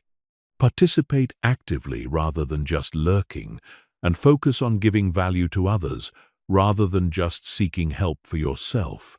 The third step is creating accountability partnerships with people who are also working on habit change. Accountability partnerships work because they leverage your brain's social bonding mechanisms and desire to maintain a positive reputation. When you know someone else is counting on you and monitoring your progress, you're much more likely to follow through on your commitments. Effective accountability partnerships require structure and mutual commitment. Set regular check-in schedules, establish clear metrics for tracking progress, and create consequences for both success and failure. The consequences don't need to be severe, but they need to be meaningful enough to influence your behavior. Share your daily progress.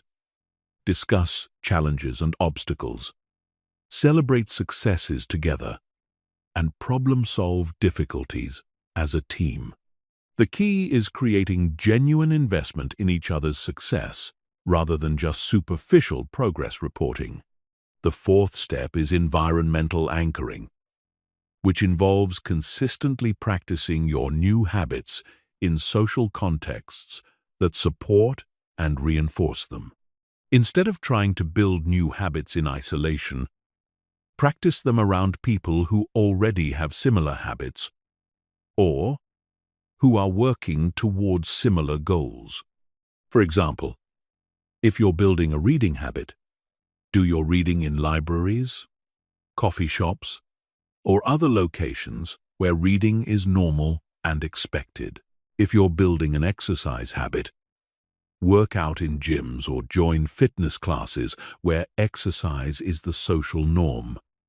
The social context reinforces your new identity and makes the behavior feel more natural. The fifth step is conversation optimization. The conversations you have on a daily basis are programming your brain for either growth or stagnation. Conversations focused on complaints, gossip, limitation, and problems train your brain for negative thinking patterns. Conversations focused on goals, learning, possibility, and solutions train your brain for positive thinking patterns. Start steering your conversations toward topics that support your desired identity.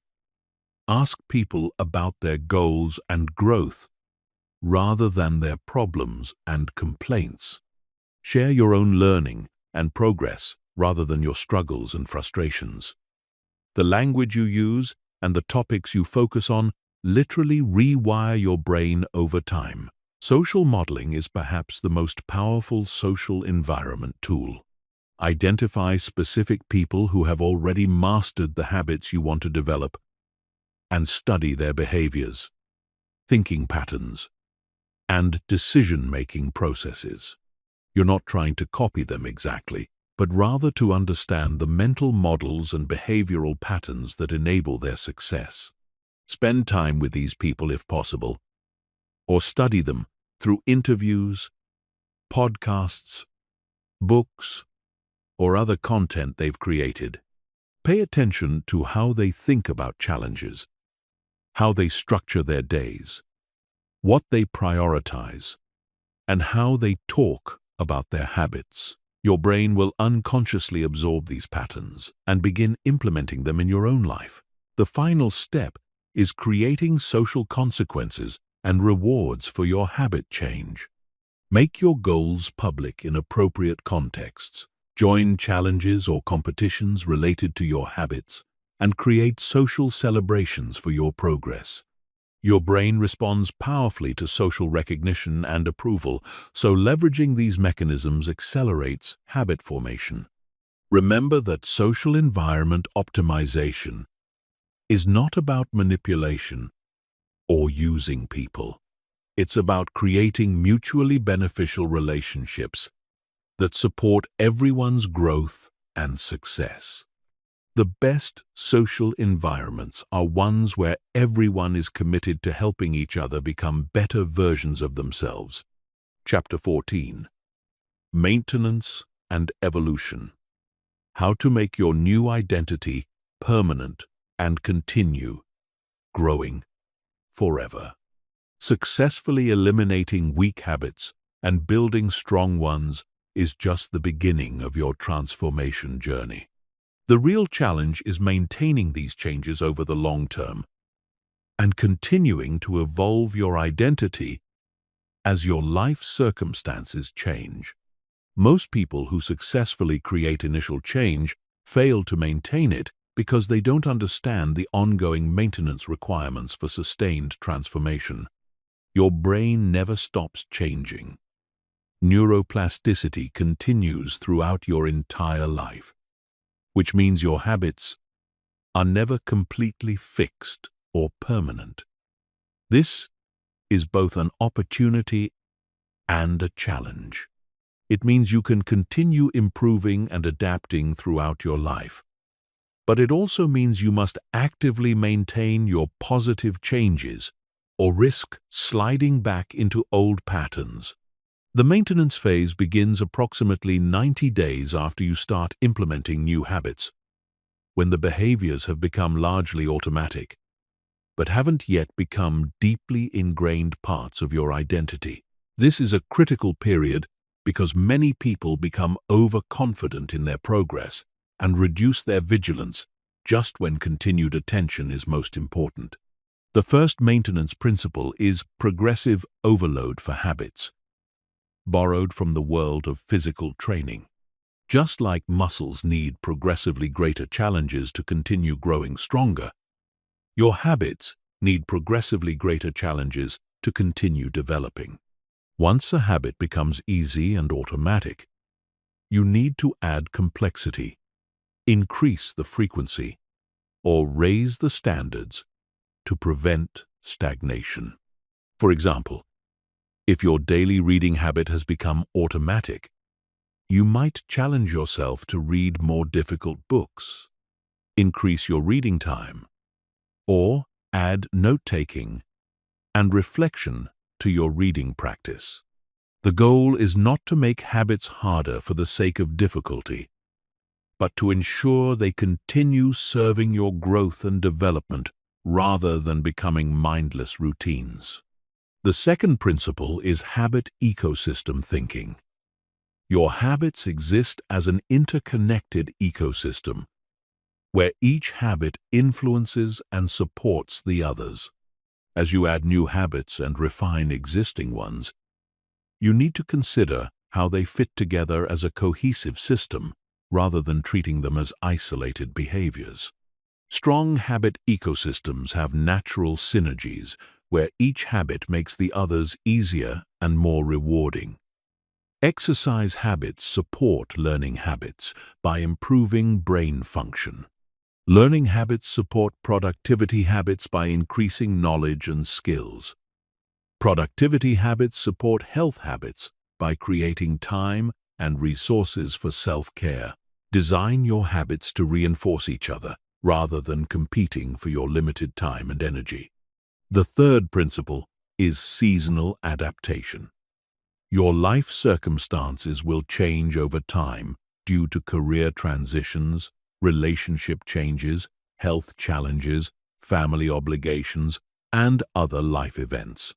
Your habits need to be flexible enough to adapt to these changes while maintaining their essential function and identity reinforcement.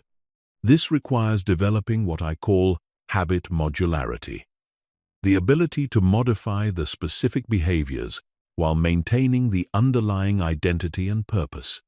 If you're someone who prioritizes learning, but your life circumstances change dramatically, you might need to shift from reading books to listening to podcasts, or from taking classes to having learning conversations with colleagues.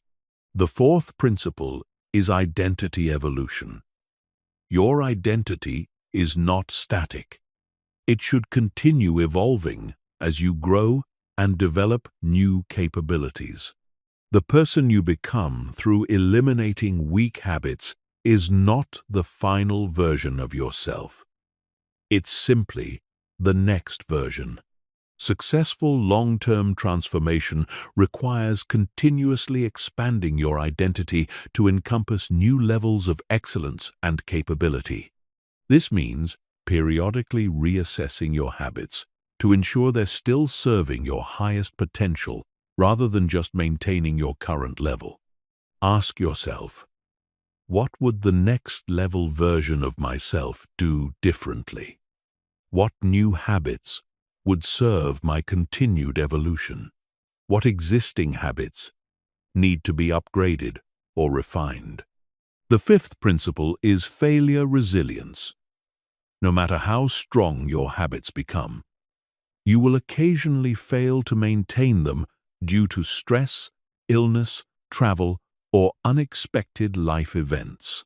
The key to long-term success is not preventing all failures, but developing rapid recovery protocols that get you back on track quickly. Create specific plans for common failure scenarios. What will you do if you get sick and can't maintain your exercise habit? How will you adapt your learning habit when you're traveling?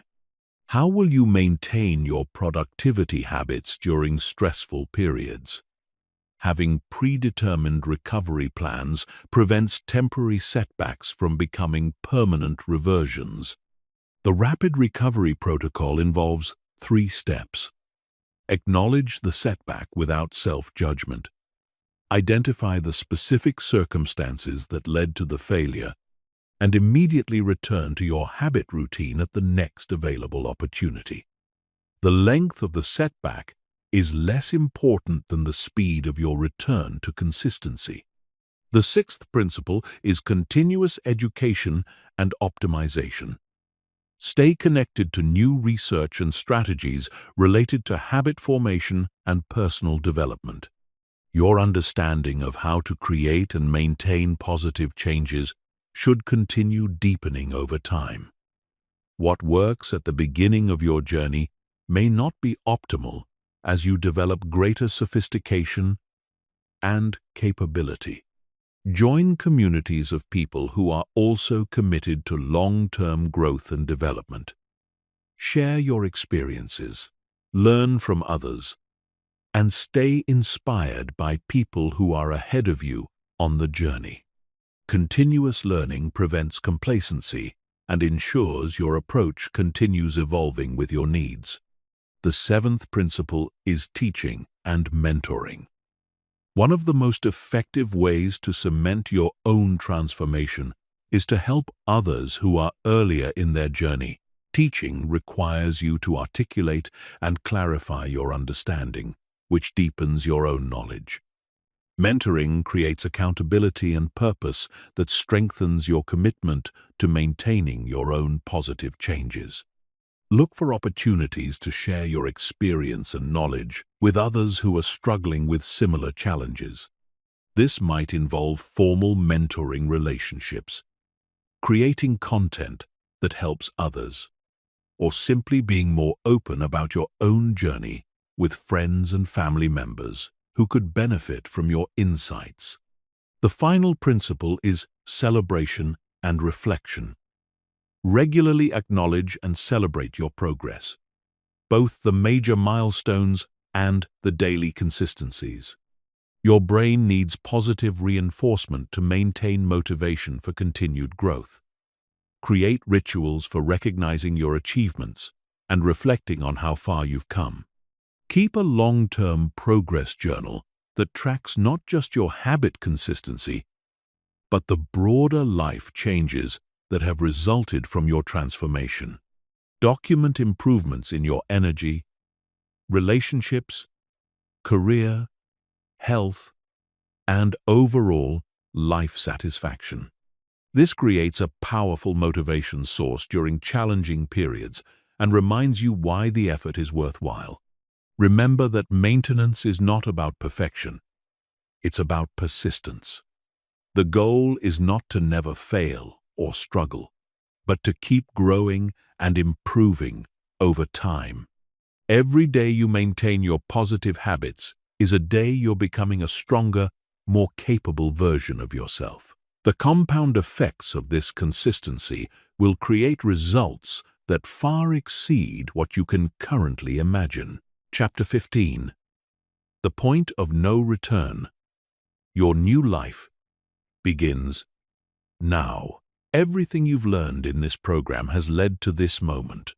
You now possess the knowledge, strategies, and systems necessary to eliminate weak habits from your life forever and replace them with automatic success behaviors. But knowledge without action is worthless, and all the strategies in the world won't help you if you don't implement them starting right now. The difference between people who transform their lives and people who stay trapped in mediocrity is not intelligence, talent, or circumstances. It's the willingness to take immediate action on what they know to be true. Most people will listen to this information, agree that it's valuable, and then continue living exactly as they did before. They'll wait for the perfect moment, the right circumstances, or a burst of motivation that never comes. But you're not most people. You're here because something inside you knows that you're capable of more than you're currently experiencing. You're here because you're tired of being controlled by unconscious patterns that keep you small and average. You're here because you're ready to take control of your mind and start living at the level of your true potential. Your brain is neuroplastic, which means it's constantly changing based on your thoughts, behaviors, and experiences. Every moment you delay implementing these strategies is a moment your brain is strengthening the existing neural pathways that have kept you trapped. Every moment you wait is a moment you're voting for the old version of yourself rather than the new version you want to become. The harsh reality is that there will never be a perfect time to start. There will always be stress, distractions, obligations, and excuses available if you're looking for them. The people who succeed are not the ones who wait for ideal conditions. They're the ones who start with imperfect conditions and improve their situation through action. Your transformation begins with a single decision. The decision to stop being a victim of your own mind and start being the architect of your thoughts and behaviors. This decision must be absolute and non-negotiable. You cannot partially commit to rewiring your brain. You cannot casually implement these strategies when you feel like it. Transformation requires total commitment to becoming someone different than you are today. Start with one habit. Choose the weak habit that is having the biggest negative impact on your life, or the strong habit that would have the biggest positive impact. Apply everything you've learned. Identify the underlying identity that supports this habit.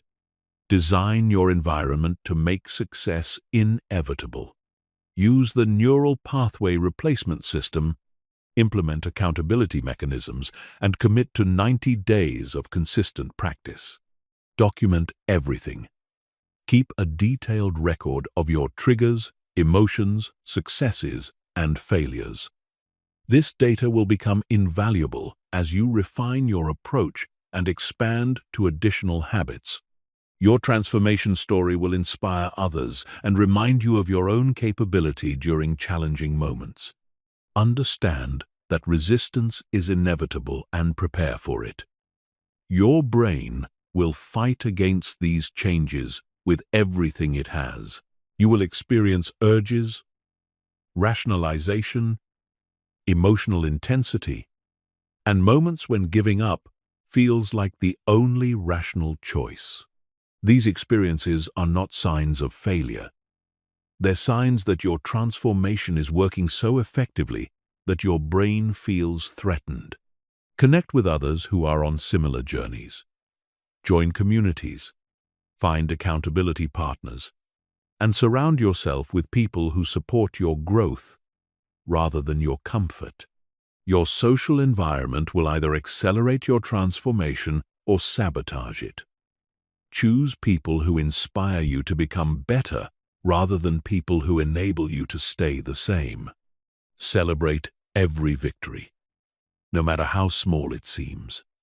Each time you choose your new habit over your old one, you're literally rewiring your brain and becoming a different person. These moments deserve recognition and celebration because they're the building blocks of your new identity. Remember that this transformation extends far beyond just changing a few behaviors. You're learning to take control of your own mind, which is the most powerful skill you can develop. Once you master the ability to consciously direct your thoughts and behaviors rather than being controlled by unconscious programming, there is no limit to what you can achieve. The compound effects of this transformation will touch every area of your life. Your relationships will improve because you'll be more present and intentional. Your career will accelerate because you'll have the discipline and focus to do what others won't. Your health will optimize because you'll make choices based on long-term success rather than short-term comfort. Your happiness will increase because you'll be living in alignment with your values rather than being controlled by impulses. But these benefits only come to people who take action. Reading about neuroplasticity doesn't rewire your brain. Understanding habit loops doesn't eliminate weak habits. Knowing about identity-based change doesn't transform your identity. Only consistent, deliberate action creates the neural changes that lead to permanent transformation. The time for preparation is over. The time for research is over. The time for waiting is over. The time for action is now. Your weak habits have controlled you for long enough. Your unconscious patterns have limited you for long enough. Your old identity has defined you for long enough. Starting right now, you have two choices. You can continue living as you have been, controlled by patterns you didn't consciously choose, limited by beliefs you didn't consciously adopt, and trapped by habits that serve your past rather than your future. Or you can take control of your mind, eliminate the weak habits that have been holding you back, and become the person you know you're capable of being. The choice is yours, but understand that not choosing is also a choice. Not taking action is voting for your current reality to continue unchanged. Waiting for tomorrow is the same as choosing never, because tomorrow you'll have the same choice again. And people who don't act today rarely act tomorrow. Your new life is waiting for you on the other side of your comfort zone. Your potential is waiting to be unleashed through disciplined action. Your dreams are waiting to become reality through consistent implementation of these strategies. But they will only wait so long. The moment you decide to implement these strategies is the moment your transformation begins. The moment you choose action over hesitation is the moment you cross the point of no return. The moment you commit to 90 days of rewiring your brain is the moment you start becoming who you were always meant to be. Your weak habits have stolen enough of your life. Your unconscious patterns have wasted enough of your potential. Your old identity has limited you long enough. Today is the day you take back control. Today is the day you start educating your mind to kill weak habits forever. Today is the day your new life begins. The question is, will you start today? Or will you be the same person a year from now, still wishing you had started today? The choice is yours. Your transformation is waiting. Your new identity is calling. Your best life is possible. But it all begins with one decision. The decision to start right now.